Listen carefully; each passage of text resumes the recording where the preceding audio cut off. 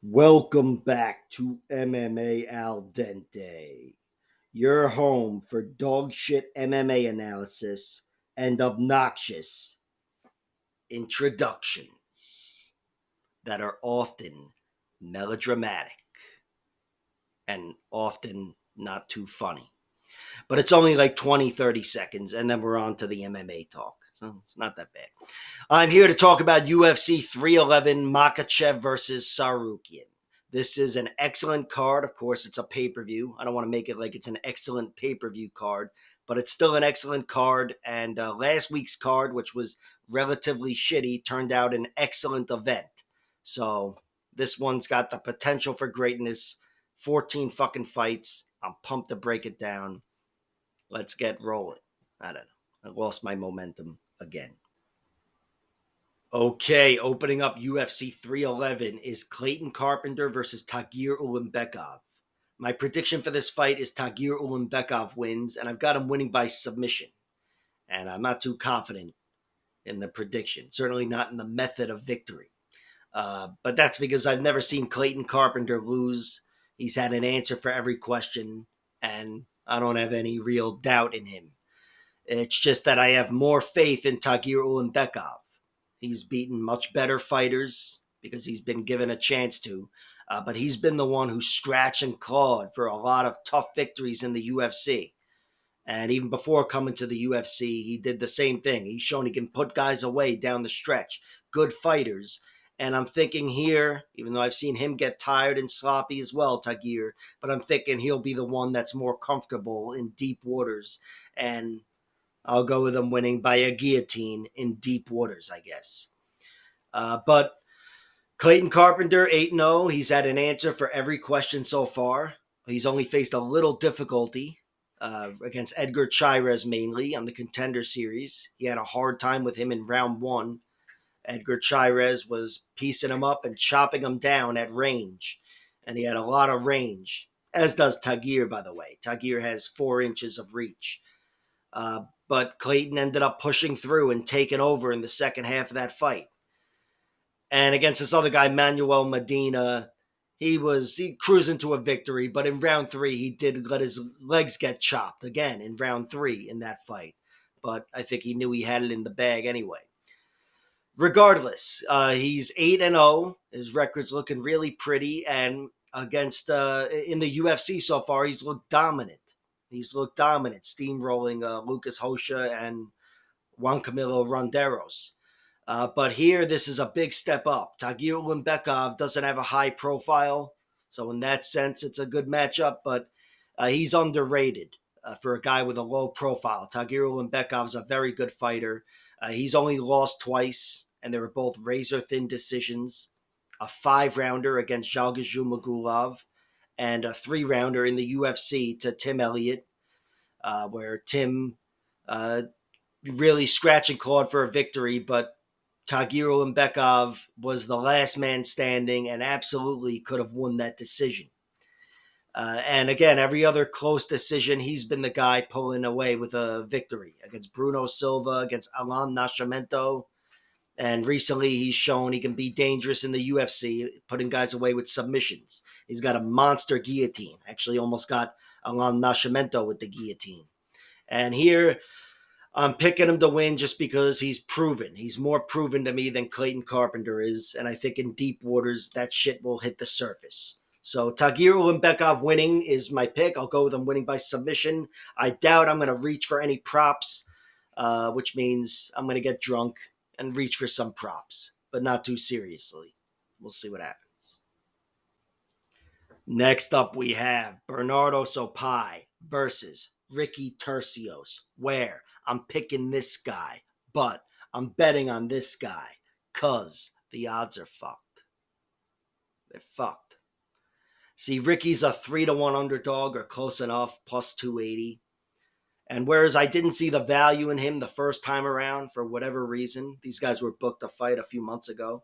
And maybe the odds were off. I think they have changed. But for whatever reason, I've seen the light. And I just think there's value on Ricky Turcios. He's got a much deeper resume, despite only having an extra 2 fights. He's got a much deeper resume, higher level of opposition, victories as well as defeats. And also, he's 31 years old. He's a man in his athletic prime as opposed to Bernardo Sopai, who's only 24. That's usually nothing and not always everything, but it could be something. So there's that. I don't even know what the fuck I just said. But Ricky Turcios, the reason I think there's value in him is because he's a decision fighter. He's got a decision record of 8-2. Now I look like some douchebag who just reads records, which I do. But he's got a decision record of 8-2, and that's against, again, a better class of fighter than Bernardo Sopai has fought. Sopai only has a decision record of 1-2, which again doesn't say everything because that just speaks to how fucking dangerous he is. He's dangerous in a way Ricky Turcios is not, but still, Ricky Turcios knows how to scratch and claw for 15 minutes. He's shown so at the UFC level, beating guys like Brady Heastand, who's a fucking round 3 fighter himself, and Kevin Natividad. All right. As well as Steve Garcia way back when, and whoever else. Ricky Turcios knows how to win on points. And I just think on that alone, there's an opening for a bet. But the reason I'm picking against him here is because of the upside of Bernardo Sopai. Bernardo Sopai is really clean and technical, as well as dangerous and powerful. And he doesn't have too much going against him. His losses are all really tough. He lost to these excellent fighters in Europe. This Russian dude, Alexei Shapishnikov, really out-wrestled him and controlled him. But that was 7-8 years ago when he was a teenager. And he still showed he could handle it back then. I mean, he was flattened out and getting pounded when he was exhausted. And he kept fighting to survive, and he did survive. And in round 3, he even took it to the guy Alexei and mounted him briefly and took his back before succumbing to the wrestling again. But yeah, it was a tough loss, but he showed a lot of great traits in defeat. His other loss on the regional scene comes to this guy, Francesco Nuzzi, another really good fighter, I believe. And that was more of a stand-up fight, I think a pure stand-up fight. And I did think he lost, but it was still close. The guy was just a little more dangerous and was putting together good combinations and timing some good blitzes, getting off on him against the cage. And he was outpointed there, but it still was a close fight. And he showed a lot of great traits in that one. His last loss to Vinicius Oliveira is the one you have to talk about, where he started off really strongly, then faded a little bit and got knocked unconscious in round 3 with a flying knee. And it wasn't just a KO, it was one of the worst KOs of the year. One of the best KOs of the year, if you want to word it that way. But not for him, though, obviously. And he was in a bad spot there. Of course, he recovered. He's a 23-year-old now, 24 years old. On that alone, he should be fine. But just on top of that all, Ricky Turcios is not the most concussive fighter. So in this matchup anyway, he's safe. But you'll hear me harp a little more on that loss in future matchups, depending on the opponent. Although, look, he could still get knocked out here against Turcios. If a shin meets his chin, anything can happen. But I'm thinking he's safe in that regard, and that's part of the reason I'm picking him. And I don't think Ricky Turcios has the wrestling of Shapishnikov, the guy that beat him way back when he was a kid. And I don't think he's got the striking of that guy Nuzzi either. Ricky Turcios has tricky striking, and he's got some powerful hooks, and he's got some funky movement. But that guy was a little more bread and butter, and he was able to get in the face of Sopai and not march him down, but lead the dance. And I don't know if Turcios has that kind of power in his punches, that stopping power. But again, he doesn't have that power because all that shit went to his other traits. And that's what makes him an excellent point fighter, Ricky Turcios. He's one of the best scramblers, really wily guy, unless you're Raul Rosas Jr. But that's the thing. Bernardo Sopai isn't Raul Rosas Jr. either. It's not like he plugs in so easily into the losses of Ricky Turcios.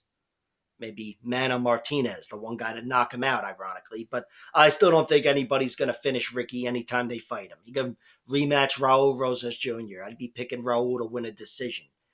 I think Ricky will be able to stand tall. I don't know if he's going to be able to match Bernardo Sopai technically, Sopai will have the power advantage. I think he'll be leading the dance.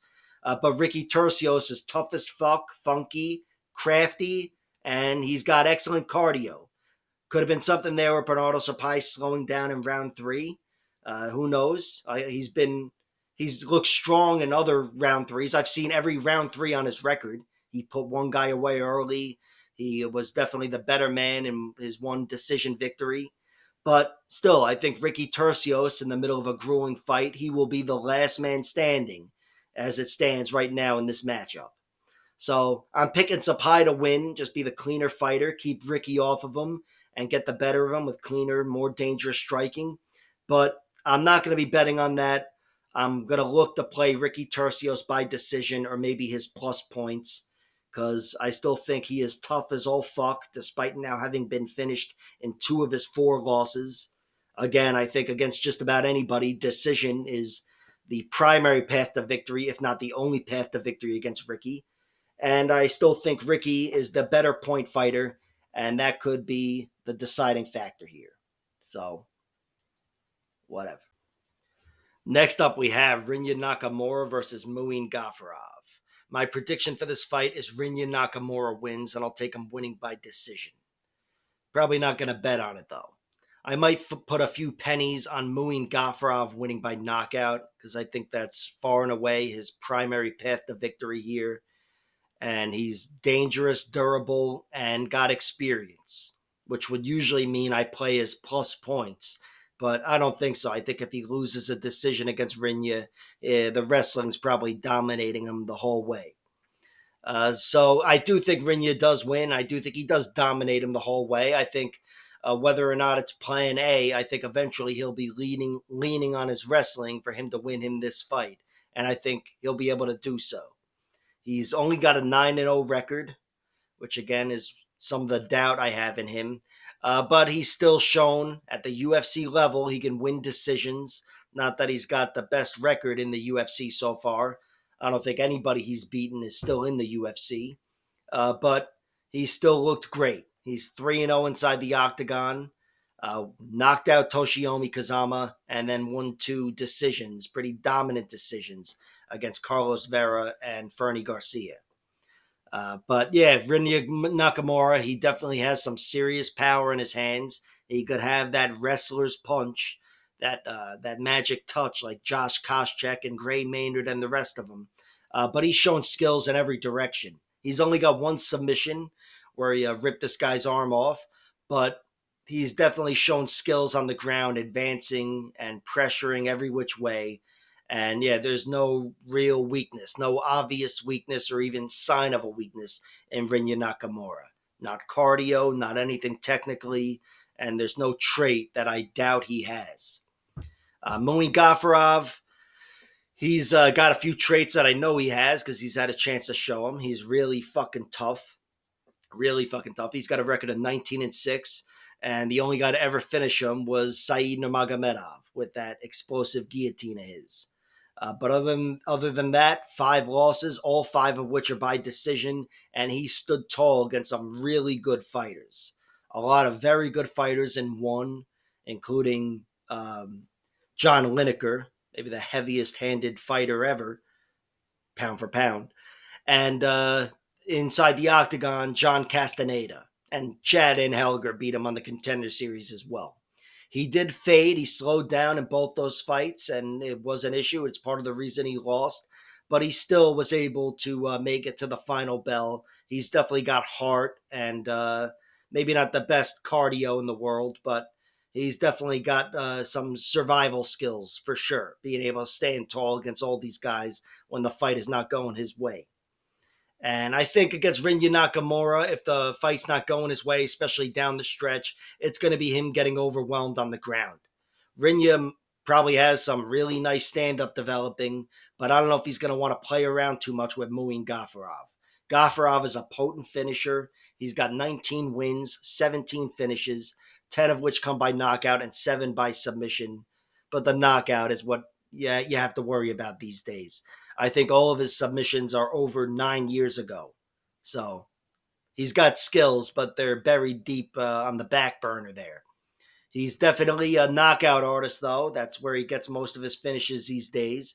Typically, he steamrolls guys in round one, but his last few wins before coming to the UFC were nice wins down the stretch. And I would think that's how he beats Rinya Nakamura, is somehow gets him tired. That's going to involve body kicks and leg kicks and the rest of it, body shots and leg shots, and wearing him down and putting him in an uncomfortable spot that he's never been in before. Round three, where a guy standing in front of him he cannot take down. That's his path to victory, I would think, and maybe I'll waste some sprinkles on it. But I've got to go with the upside of Rinya Nakamura. He, again, looks like the perfect fighter. I know he's got wrestling on his side, and I know it's an advantage in this matchup. Muin he's not the easiest guy to take down, but he's made it easy for guys that are lesser wrestlers than Rinya Nakamura.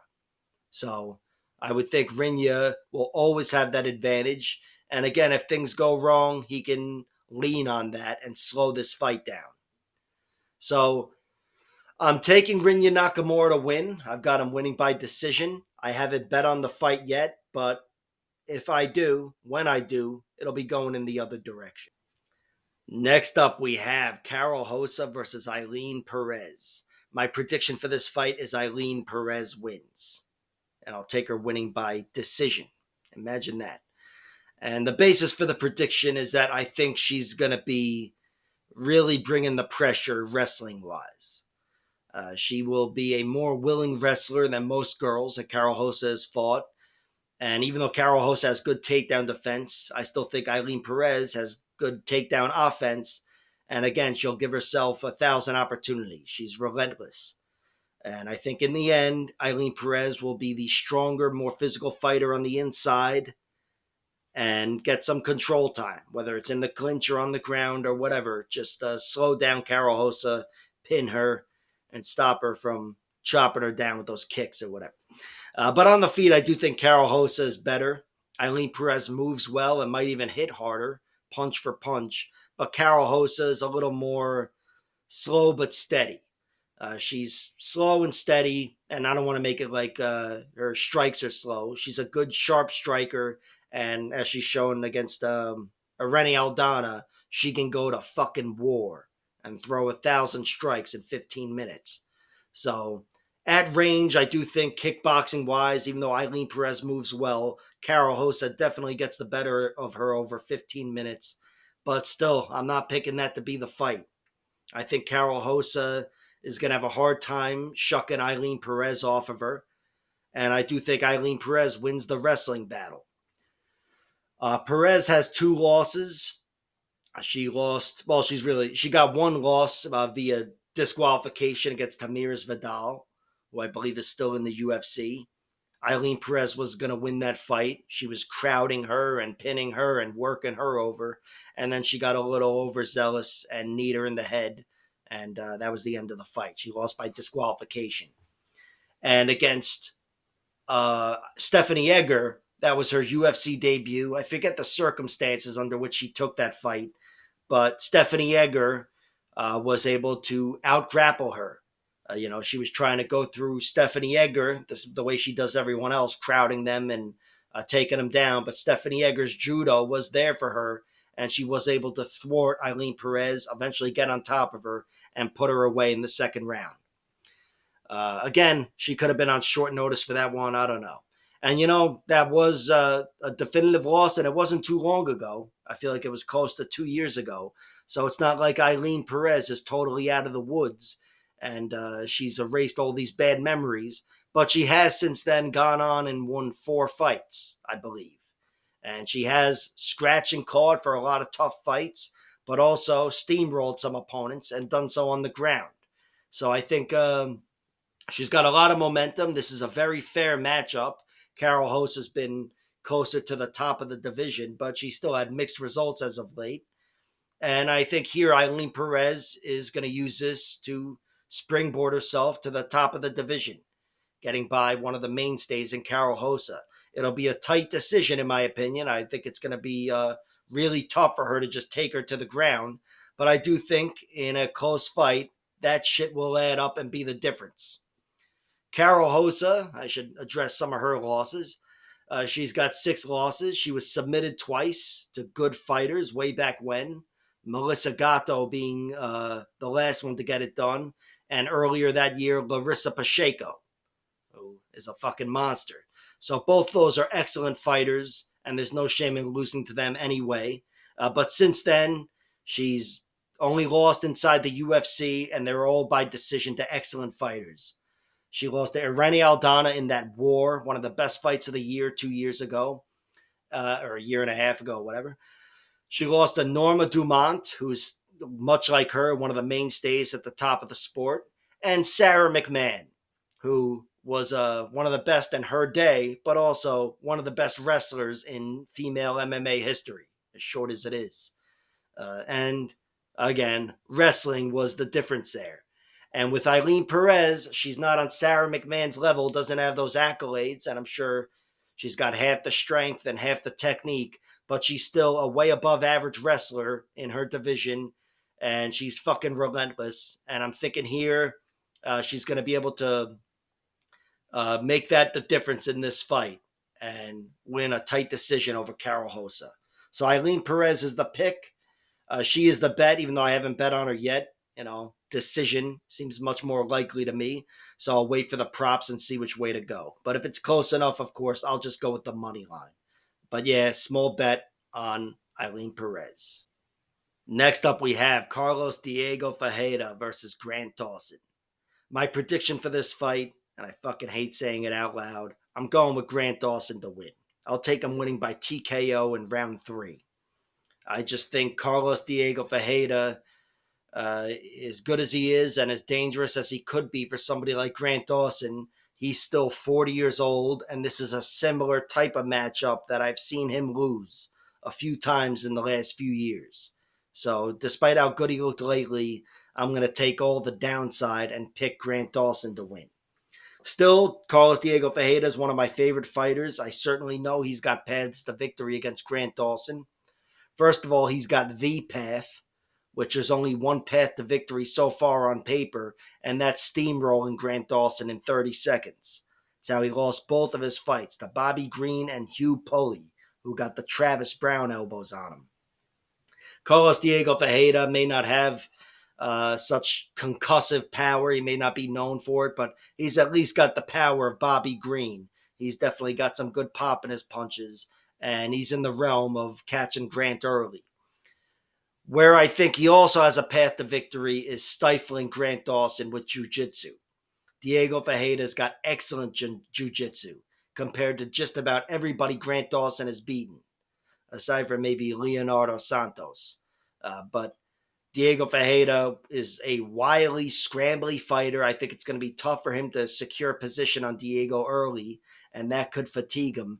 And if he finds himself even a little fatigued, he's outgunned on the feet, as Mateusz Rombeszki found out in his last fight. Carlos Diego Ferreira is an excellent kickboxer. Over the course of 15 minutes, he gets the better of Grant, no doubt. Grant moves well early when he's firing on all cylinders, and he's got a nice overhand punch in him, but he's always looking to get the fight to the ground. His stand-up is just a means to an end. He's got a few tricks, and that's it. He's looking to take it to the ground. And I think even against a 40-year-old, a guy who will be 40 on fight night, Carlos Diego Ferreira would be the first guy to get the knockout in this fight, whether it's in round 1 and certainly in round 3. And when I say knockout, I'm talking standing knockout, because the TKO is different. On the ground, Grant Dawson is dominant, and the prediction is he's dominant in this fight. He does secure position over Carlos Diego Ferreira. He probably has a hard time doing it early, but eventually does, slows him down, and then makes him feel pressure he hasn't felt since he fought Gregor Gillespie. And Gregor, who was the last guy to legitimately finish Diego Ferreira, he did so down the stretch with wrestling and jiu-jitsu monster pressure, and Carlos Diego Ferreira was fatigued. Since then, he lost to Mateusz Gamrot, who also got him down, but that was an injury. So, whatever. I'm not saying he would have won that fight, but I don't think it's a legitimate round 2 TKO. But still, Grant Dawson can plug himself into that fight as well. Mateusz Gamrot did have success getting Carlos Diego Ferreira down a few times. Both guys are relentless wrestlers. Grant Dawson may not have the best shot or the best overall wrestling skill, but he gives himself endless shots to get you to the ground. And where he's better than most, even guys like Gregor and certainly Gamrot, is with his jiu-jitsu.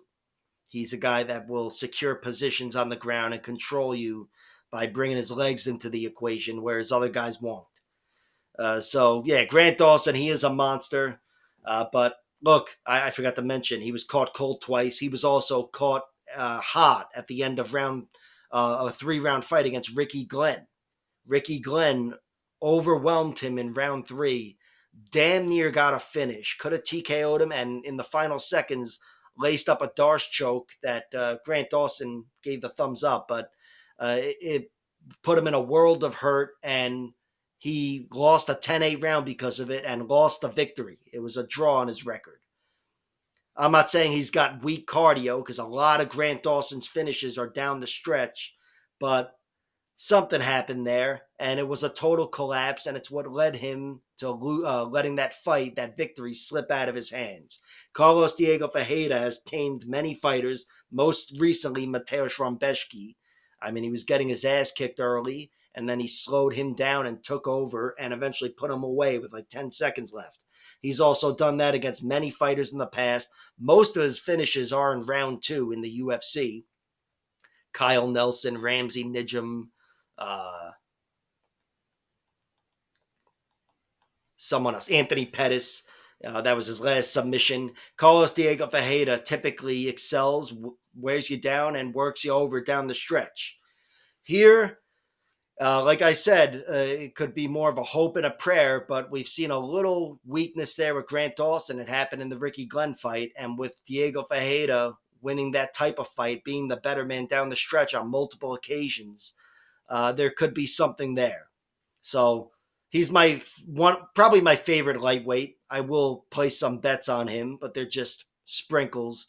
But really, I'm picking Grant Dawson to win. I do think if Grant Dawson is dominating Carlos Diego Ferreira, a decision wouldn't surprise me, but I would pick him to overwhelm him in a way that many others can't and get a TKO, kind of like Gregor Gillespie did.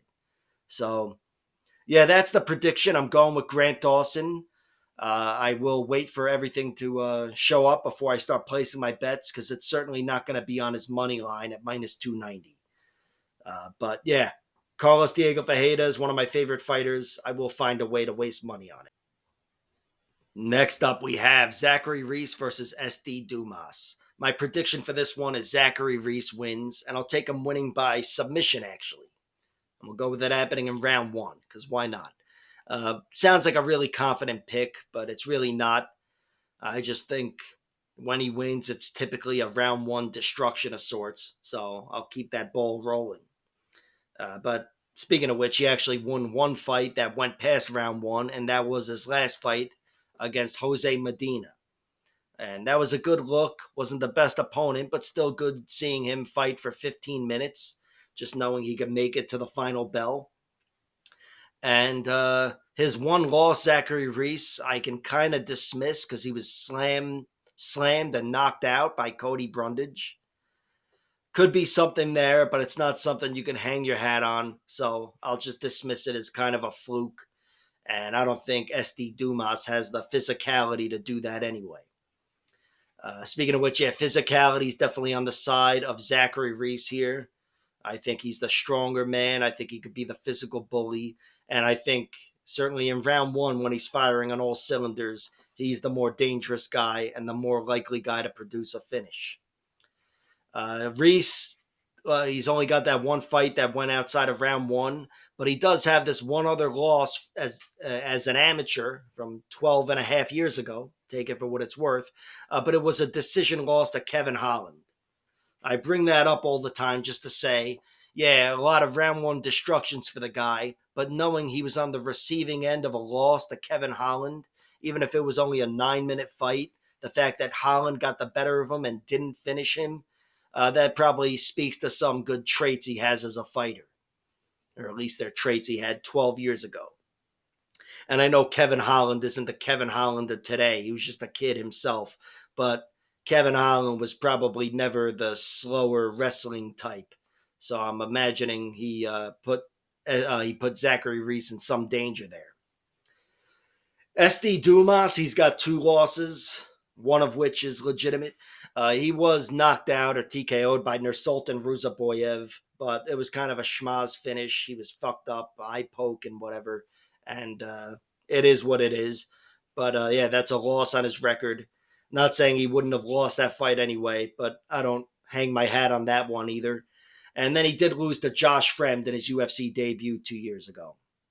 Josh Fremd was able to clip him actually at range and then eventually got him down and guillotine choked him in round 2. So he showed a little bit of everything in defeat, but yeah, he was defeated. He's got a record of 10-2. The 10 victories include 4 TKOs and 2 submissions, the last of which came on the Contender Series. He got a guillotine choke victory. But since then, since making it to the UFC, it's all been decision victories for SD Dumas, which doesn't make him seem so great, but it is a good look fighting for 15 minutes. And he's done so in a winning effort 3 times against the aforementioned Cody Brundage, the one guy who beat Zachary Reese, where Cody probably could have won a 30-27 in that fight, but he gave up every round with some stupidity. And then he beat Abu Azaitar and Dennis Tiuliulin, if you want to be a dick about it. But those guys are lower end of the UFC, if not both cut. I think they're both cut right now. And that would make Cody Brundage the last man standing as far as guys he's beaten in the UFC that's still there. So, yeah, not the highest level for SD Dumas, but he's already got 5 or so UFC fights, better experience on his side. And I'd say the guy I would trust a little more in round 3. There could be something there, but I haven't seen Zachary Reese collapse or anything yet, so I'm not going to, again, hang my hat on that. Zachary Reese is the pick. I do think if he does win, he's more likely to produce a finish, and I'll take a guillotine choke, the one way SD Dumas has lost as a pro. But I really don't know what to make of this fight, and I'll probably know more about these guys after they fight, or maybe not. Next up, we have Sergey Spivac versus Jailton Almeida.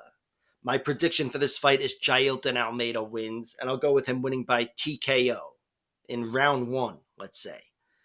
I do think if he wins Jailton Almeida, it could be a submission, but whatever it is, it's from the full mount or the back mount, and he's fucking dominating as the fight ends. And on the flip side, I think Sergey Spivac's got one path to victory against Jailton, and that's knocking him out. Whether it's standing like Jailton Almeida's other knockout loss, or whether it's on the ground, or in the clinch like Curtis Blades, who knocked him out last year.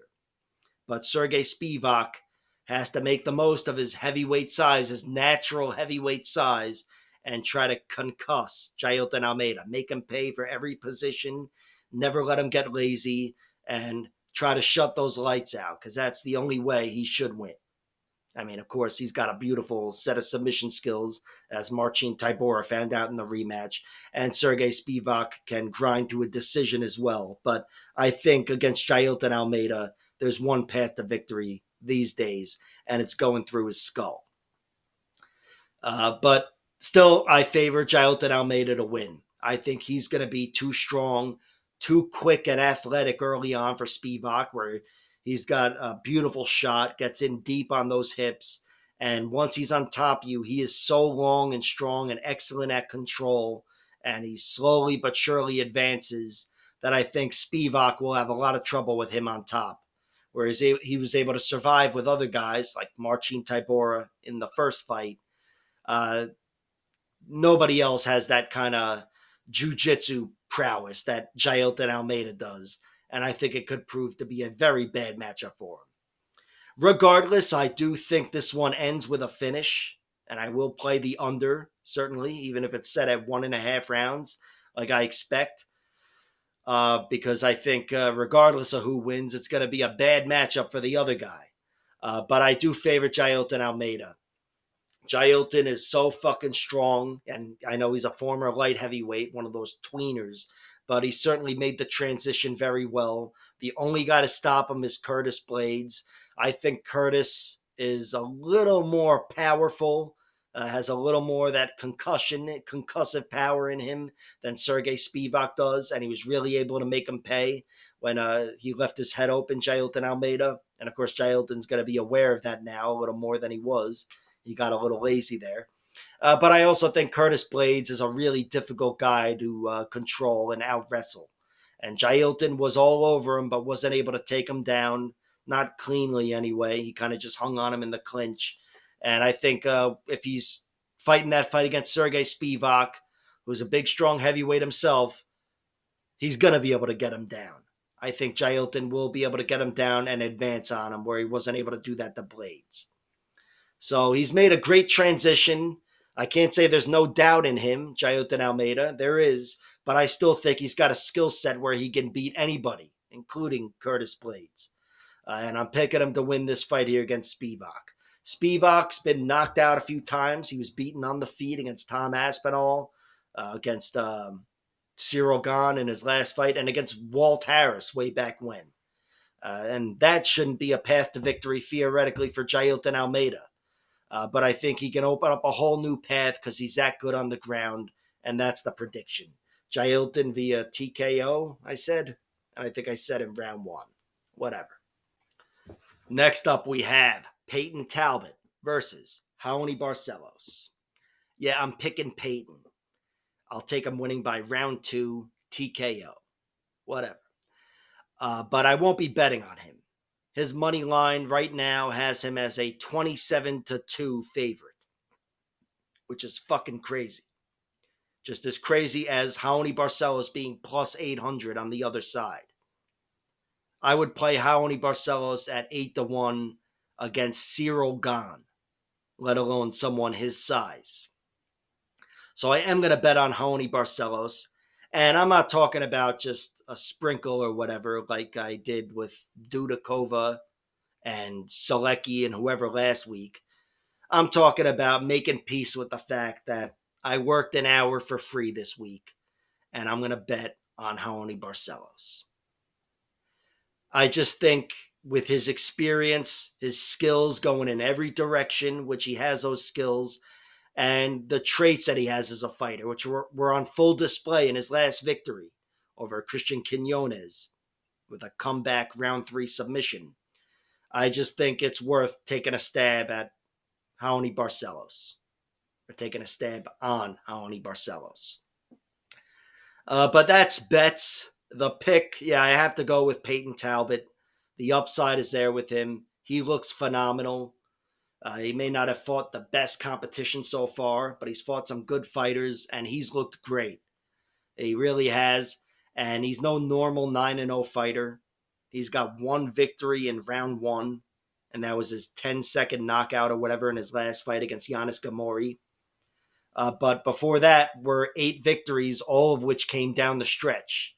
A lot of finishes in round 2 and round 3, and even a decision victory. And I just think Peyton Talbott's got a lot going on for a 9-0 fighter. He's obviously very skilled on the feet, and I do think he is going to be too much for Raoni.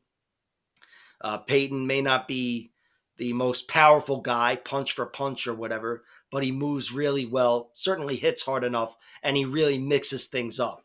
His striking altogether is the problem. His grappling, that's where I think there could be a little hole in there, where, not that he's a bad grappler at all, but with Raoni Barcelos being a wrestler first and foremost, I think Raoni Barcelos can slow him down, obviously take away that movement and that 20-year-old agility or whatever he is. He's in his 20s anyway. And I think slow him down and tame him that way. That would be the best path to victory for Raoni Barcelos. Peyton Talbott has been taken down a few times. It looks like, I'm sure it's a hole he's trying to patch up, but it did hit the surface in his UFC debut against Nick Aguirre. He was able to take him down and control him in round 1. But that's the thing. Peyton Talbott, he's dealt with adversity. Not much of it, but he's always figured guys out. Nick Aguirre, he had that fight with Junior Cortez on the Contender Series. Junior Cortez was pressuring him, trying to take him down relentlessly. And Peyton Talbott was resisting, but he lost the round pretty much and then took over and just marched him down for 10 minutes. And the wrestling was a non issue. He still had to shuck off takedowns, but he was the one that won the wrestling battle in the end.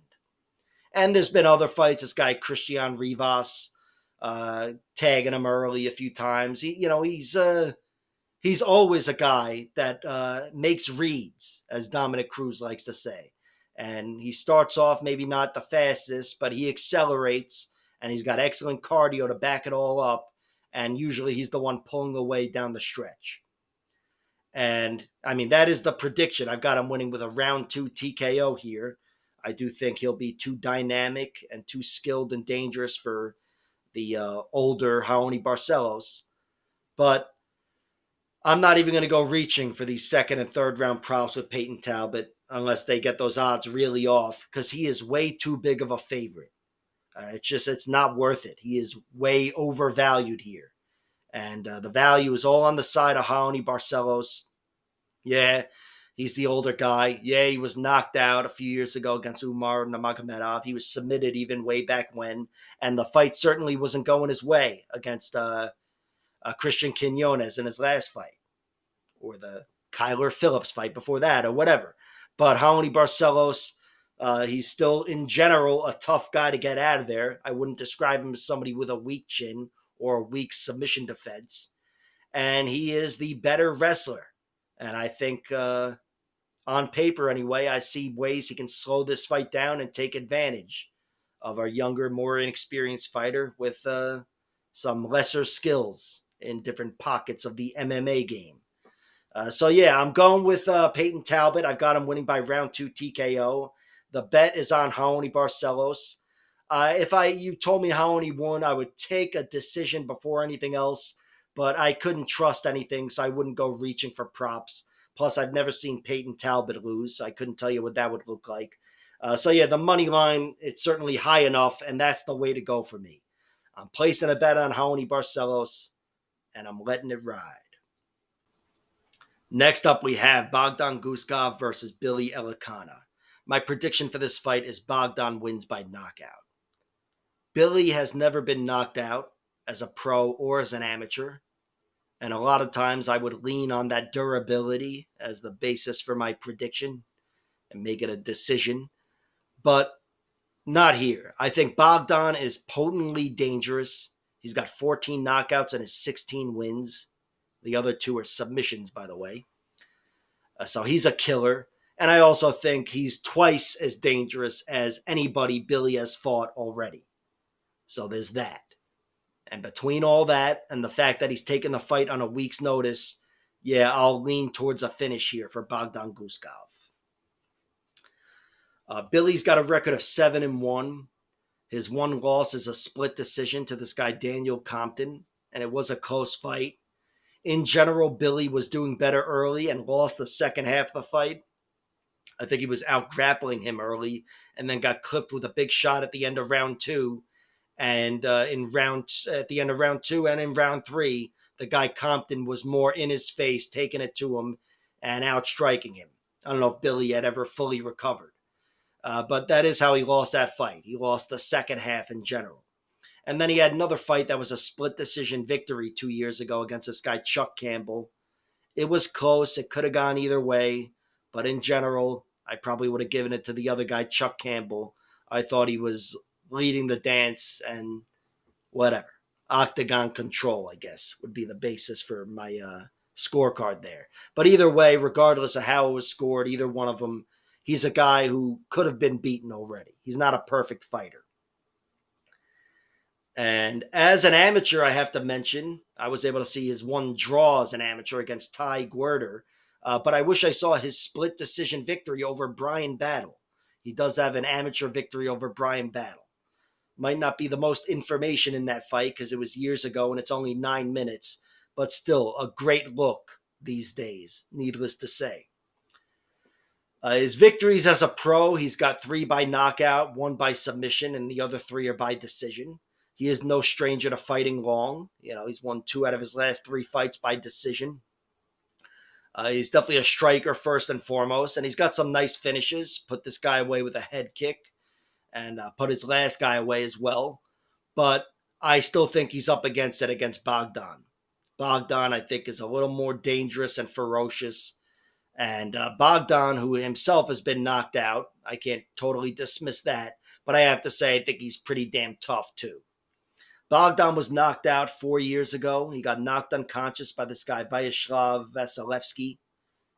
Close enough anyway. Wasn't a great look. I believe the ball got rolling with a jab. A jab really did him in there.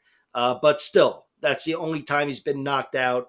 And his only loss since then is a rear naked choke in his UFC debut to Volkan Oezdemir, one of the better light heavyweights of the last 10 years. But Bogdan on the winning side, again, it's all finishes. 16 victories, 16 finishes, as is the case with a lot of these guys. Most of them are in round 1, but he's gotten a few in round 2. I don't think he's gotten any finishes in round 3, but maybe with his opponent taking the fight on short notice, now's the opportunity. But I do think Bogdan Guskov, despite being a limited guy technically, he's definitely much more of a striker and a vulnerable guy as well. I do think you'll hear me talk more about his durability in other videos. But I do think he's not a perfect guy, but I think I expect him here to take it to Billy and be too much for him. If not early on, where it's settled in round 1, where both guys are fresh and Bogdan is just too much for him, then definitely in the second half of the fight. If Billy is slowing down, Bogdan's still going to be this dangerous fucking monster in front of him, and I think things will go poorly. So yeah, I'm taking Bogdan Guskov to win. I hope to learn more about both he and Billy from this fight. Maybe I have this one completely fucking wrong, but I'll find out. If anything, I might throw something on the under, depending on where that line is even set at. But right now, no. Up next, we have Reinier de Ridder taking on Kevin de Holland. My prediction for this fight is Reinier de Ridder wins. I'll take him winning by submission, as much as it pains me to say so, because I am a Kevin Holland guy. And I do see Kevin Holland's virtues in this matchup. This is a fight where Kevin Holland has a distinct advantage on the feet, and Reinier de Ridder has maybe a less distinct, but still a distinct advantage on the ground. This guy's a beast. Kevin Holland has been tapped a few times, but to an excellent class of fighter. Brendan Allen, Khamzat Chimaev, and Rafael Lovato Jr. The worst submission artist between the 3 of them. The worst one is probably, I don't know, Brendan Allen maybe, or Khamzat. I couldn't tell you, but they're all incredible. So it's not like I think Holland is an easy guy to submit, but this guy, Reinier de Ridder, is legitimate, and I put him in that class where he's in that realm of submitting Kevin Holland. He's going to need to get inside, obviously, take away that striking, and make this about physicality and grappling. Kevin Holland on the feet, like I said, he's got a distinct advantage technically, but he's also got power. Definitely a good pop in his punches. He's put away a lot of guys in the UFC and outside the UFC. Good amount of them down the stretch as well. And I think he's definitely the guy that gets the first TKO in this fight. Of course, Reinier de Ridder has been beaten twice, and both of them are TKO losses. The thing of it is, both of them are to the same guy, and he's the exact opposite of Kevin Holland. This fucking tank named Anatoly Malikin. And he's built like a brick shit house, really powerful and strong, just the opposite of Kevin Holland, who's more in that Nick Diaz or Nate Diaz type of realm, where he's really good on the feet and on the ground, but can lose to physically stronger fighters and be controlled, generally. And I think Reinier de Ridder can slow him down and control him, but it's going to be tough to reach Kevin Holland in the first place. He fights really long, and Reinier de Ridder doesn't have that spring in his step. He's not going to be attacking the legs and hitting beautiful takedowns like Chael Sonnen. He's going to be trying to get inside and trip him up. And that could make it harder for him to fight his fight against a guy like Holland. Holland, of course, will be on the back foot, doing everything he can to make this a long fight. And when it is long, he's going to be getting the better of Rene de Ritter. But still, I think Rene de Ritter, much like I said with Roman Dolidze, he may not be Mr. Double Leg Takedown or whatever, but they're going to find a way to tie each other up like every fight does. And I think he's going to feel that strength. He's going to feel that advantage over Kevin Holland. And he may even slow down his own grappling just to hold down and pin Kevin Holland. Because Holland can scramble. He's really comfortable off his back. And he's in great shape and very active. So Rene de Ritter, he may be just trying to bear hug Kevin Holland and stop him from moving in the first half of this fight. But I do think once he slows him down, Renier will accelerate on the ground. I mean, he's the first guy to put away Mearshart in the UFC since Jack Hermanson, with a submission anyway. He's really dangerous on the ground, and he doesn't lose that danger down the stretch. So I'm taking this to be a difficult fight for him at first, but for him to tie up Kevin Holland in one way or another, trip him to the mat, hold him there, slow him down, and eventually strangle him. That's my prediction.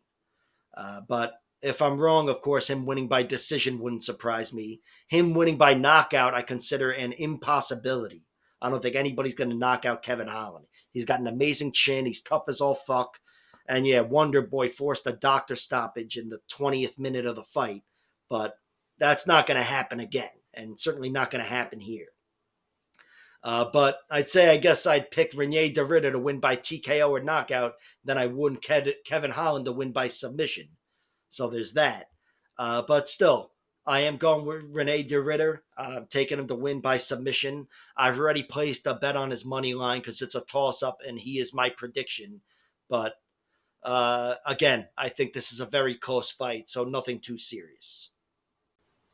Next up in the featured bout of the evening, whatever the fuck that means, we have Yuri Prochazka versus Jamal Hill. My prediction for this fight is Jamal Hill wins, and I'll go with him winning by knockout.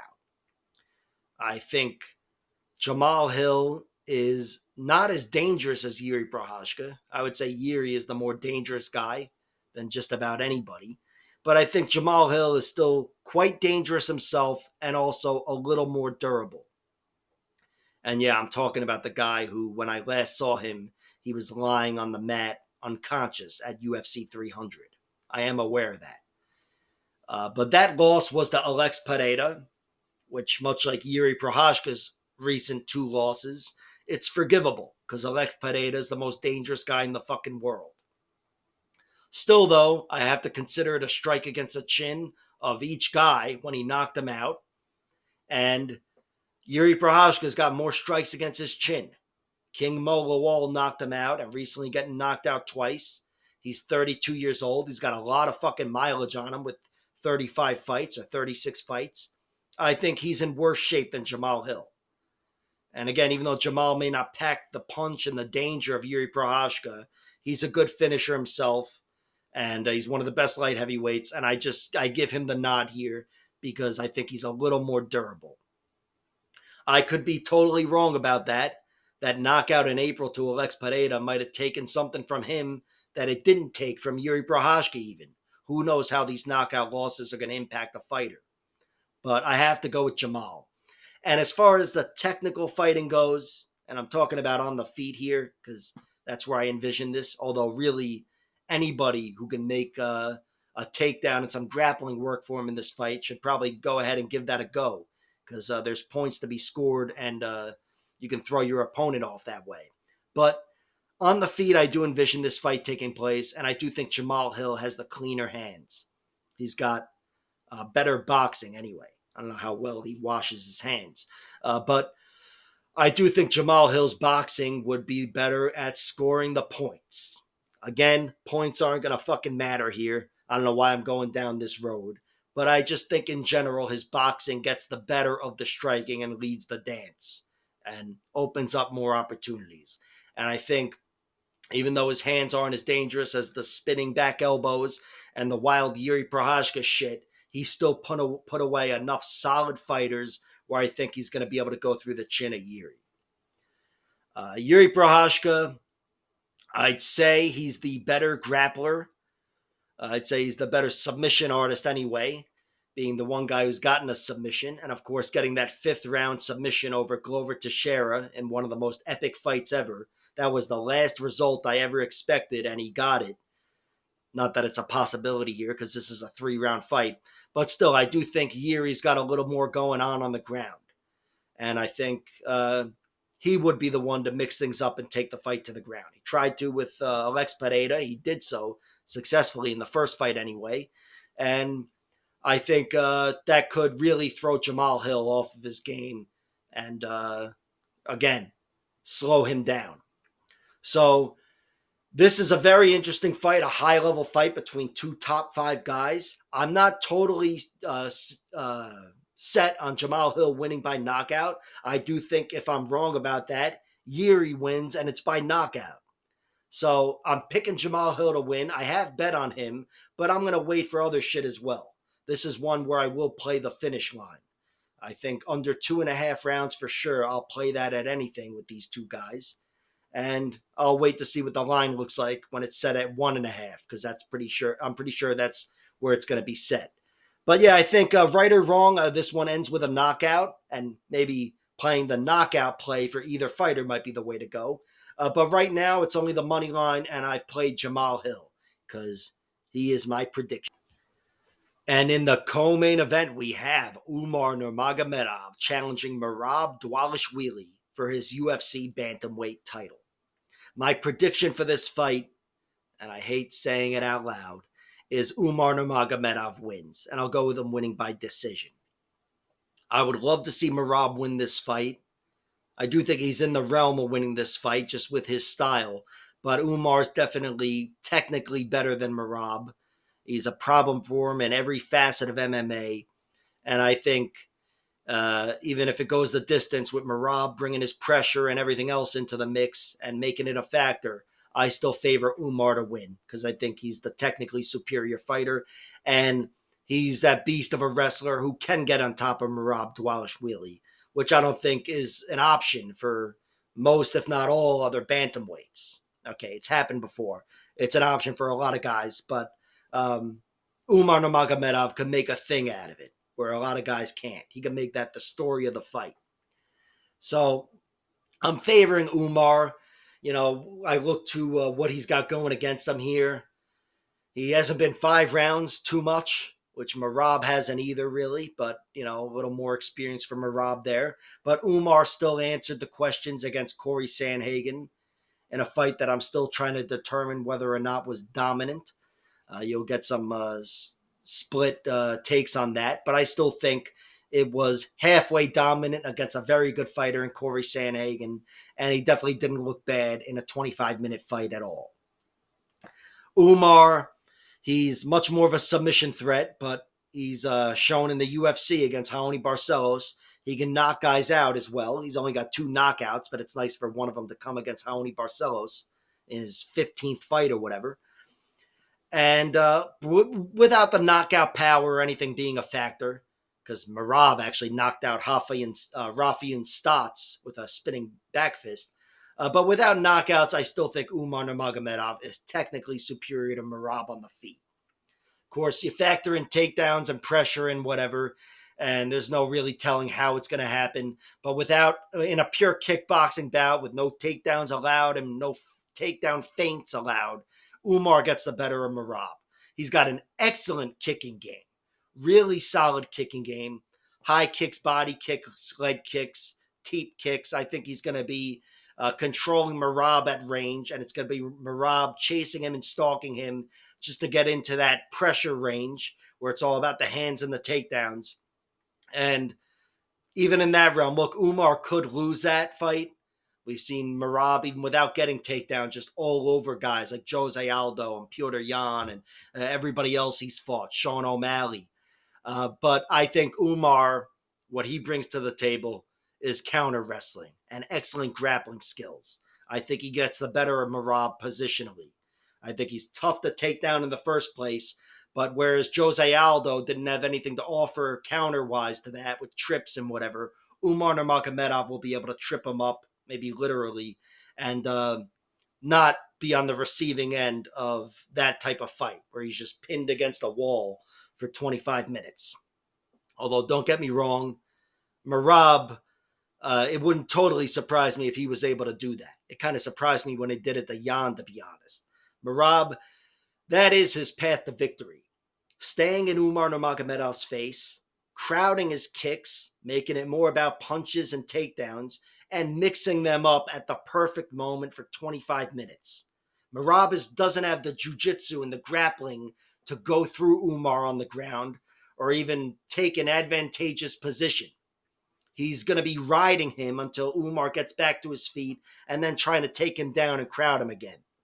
Merab, he is limited, grappling-wise. He's very limited, as opposed to his teammate, Aljamain Sterling, who may not have the wrestling, the relentless pace and the whatever that Merab has. He had better jiu-jitsu. He hits one takedown, he can wrap his legs around you and pin you.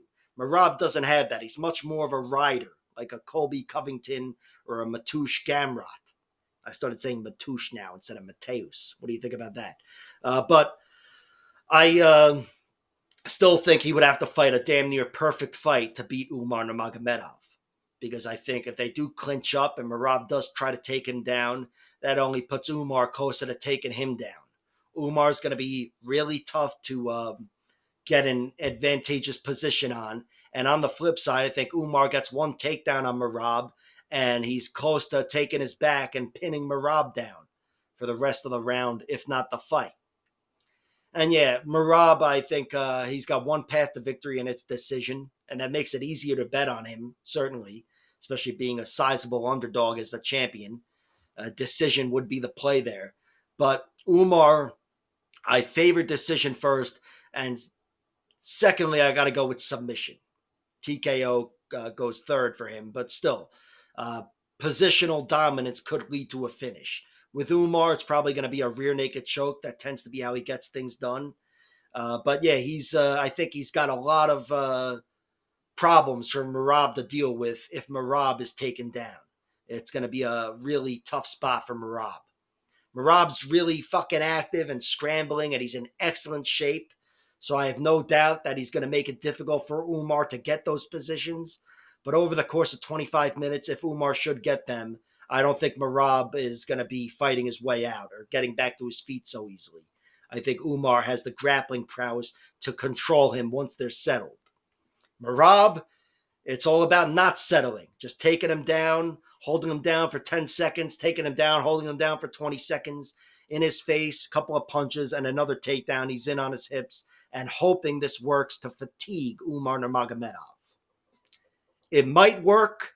I know Merab's got as good a shot of anybody of making it work, and I hope it does work. But I have to go with Umar here. Again, I think he's just technically superior, certainly on the feet and on the ground, grappling wise, if there's submission grappling. It's just the wrestling and the pace and the crowding in your face, like fucking Dr. Seuss here. That's the only realm in which this fight could be lost for Umar, in my opinion. So Umar Nurmagomedov is the pick. I haven't bet on him yet.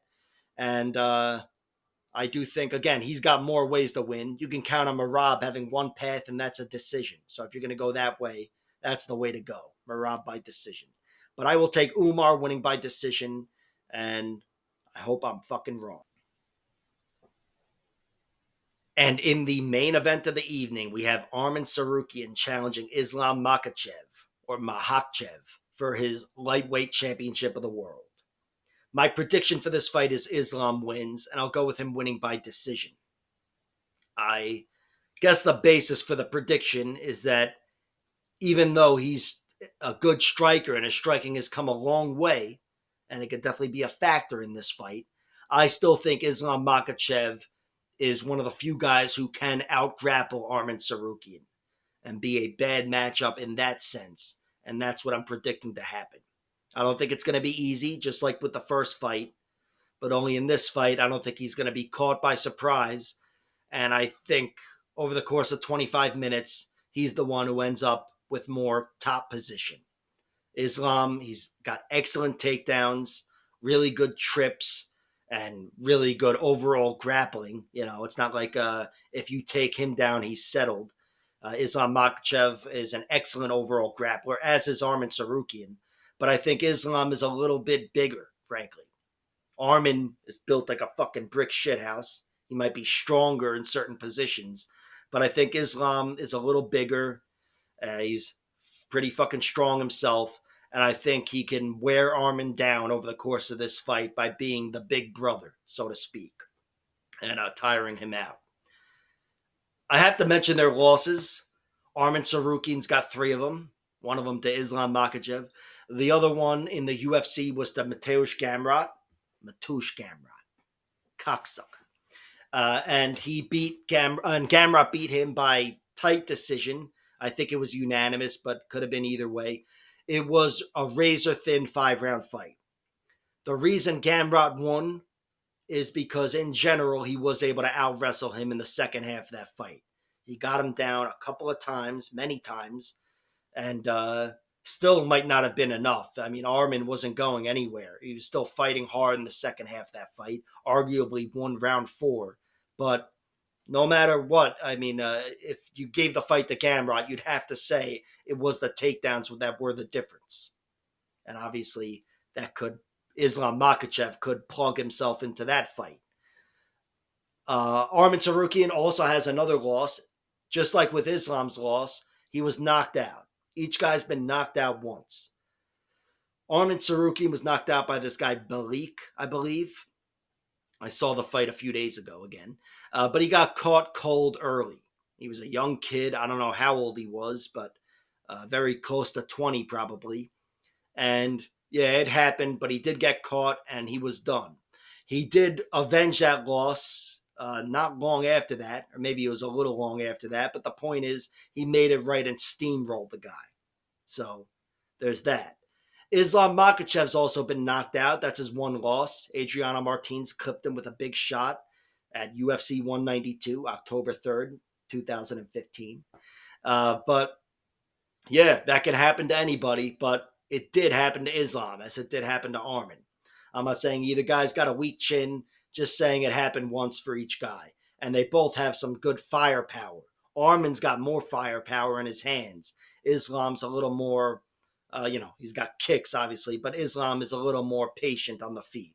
I think Arman's more of your conventional bread and butter, go through you with aggression and power type of guy. But still, I'm not picking a knockout here. I think even if Arman Tsarukyan was to win, it would be a decision. I think a decision would be first for each guy. And after that, submission starts creeping its way in.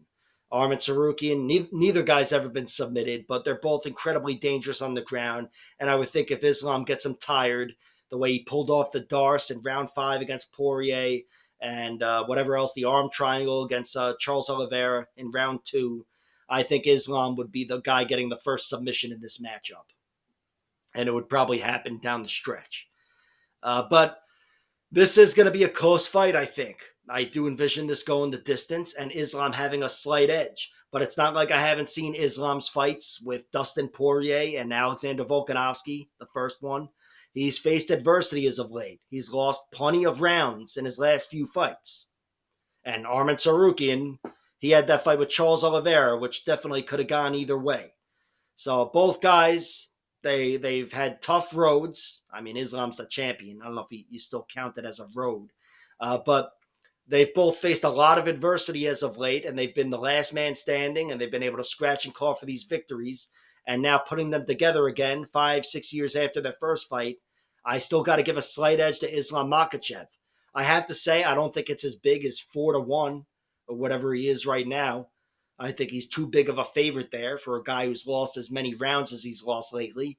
But I still give him a distinct advantage in this fight. I do think he should win. Maybe he should be a 2-1 favorite, but he should be a favorite. And I'm picking him to win. I've got Islam winning by decision. It's another one where I kind of hope I'm wrong about it, to be honest. But not for betting purposes, just for fuck's sake, I guess. Like, share, subscribe, all that horse shit, and check out my other videos.